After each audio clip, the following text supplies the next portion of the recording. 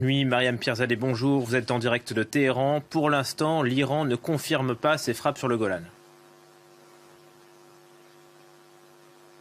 Effectivement, aucune confirmation. Il y a eu une réaction des gardiens de la Révolution, mais pas d'allusion à ce qui s'est passé hier. C'est celle du vice-commandant des gardiens de la Révolution qui indique qu'il n'y aura pas de désarmement de la République islamique dans la lutte contre les ennemis. Alors évidemment, on attend une réaction des gardiens de la Révolution, mais il se peut qu'ils ne se prononcent pas, car leur chef, Rassem Soleimani, enfin surtout le chef de la force Al-Quds, des opérations extérieures des gardiens de la Révolution qui sont présents notamment en Syrie et en Irak, est pointé du doigt par Israël, mais il ne s'exprime jamais dans les médias, même dans les médias iraniens. Alors, il reste à savoir maintenant ce qu'il s'est passé, quelle va être la réaction de l'Iran. En tous les cas, il y a quelques semaines, il y a eu une réaction de Ali Akbar Velayati, c'est le conseiller spécial du guide suprême iranien, qui s'était exprimé lors d'un déplacement à Damas. Il avait indiqué que l'attaque du régime sioniste en Syrie ne restera pas sans réponse. C'était